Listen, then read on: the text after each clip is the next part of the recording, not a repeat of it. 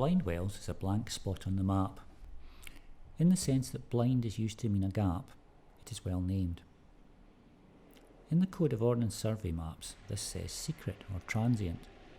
The map shows no contours or water features. It is therefore an unknown space, a blank, which, depending on your viewpoint, is a disappointment, something to flick past, or a challenge. Like a lot of other blanks and gaps and blinds, it encourages me to articulate things for myself.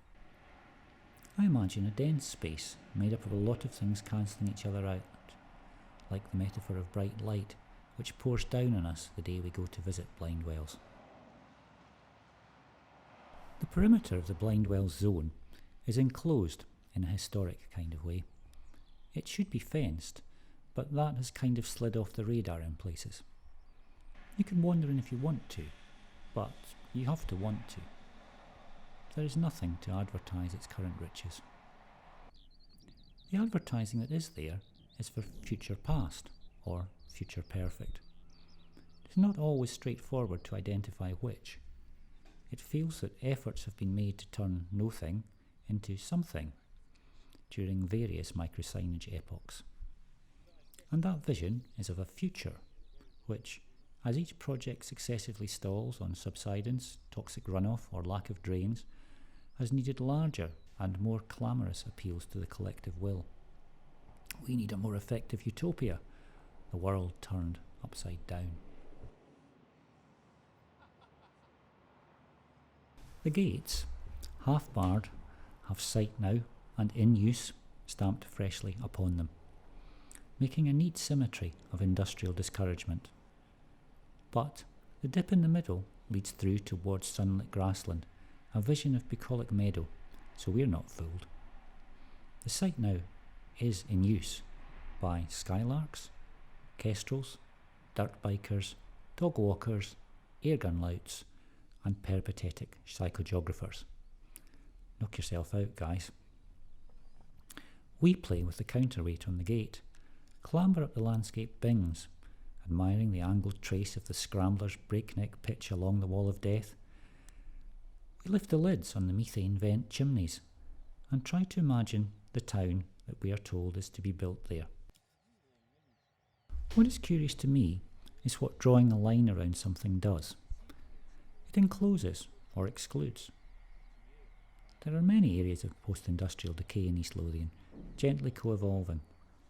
Layers of industrial debris glassing over, mulching, being digested by earthworms and microbacteria, crumbling back to mineral soil again. Enclosure brings challenges.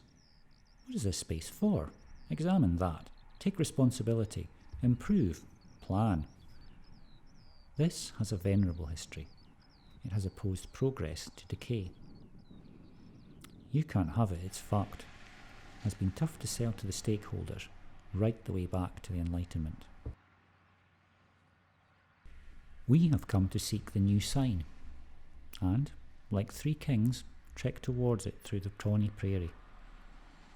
Improbably coming the other way are a man with a ladder and another with a barrow, at exactly the point where it is obvious that our mutual target is it, the sign, the only landmark.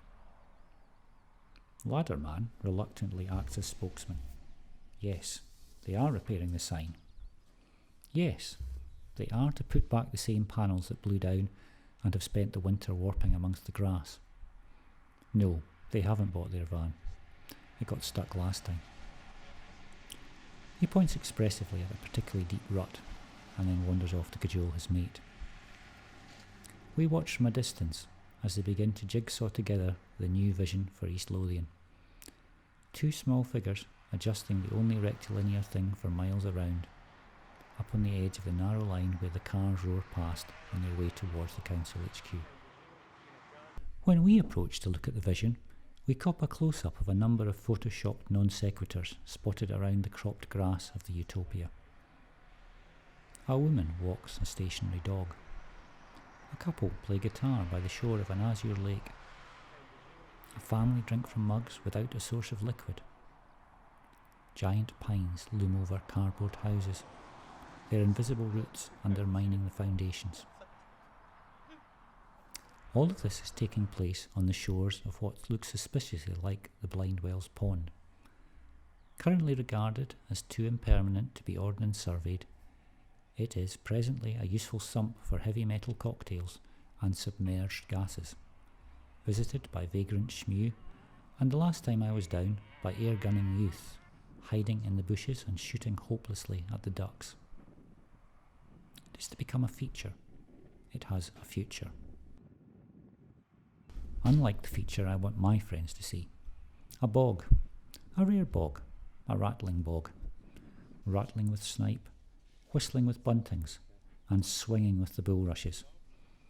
Atop a plateau where, with nowhere for the water to go, a little patch of reeds and tussocks has grown.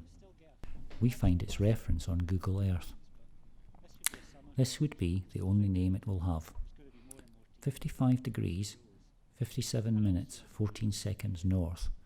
2 degrees, 55 minutes, 20 seconds east. Altitude, 72 metres. Perhaps I could claim it as my own find for biodiversion and challenge the developers with the actual, the airbrushed out versus the photoshopped in. I know someone who is big in bogs.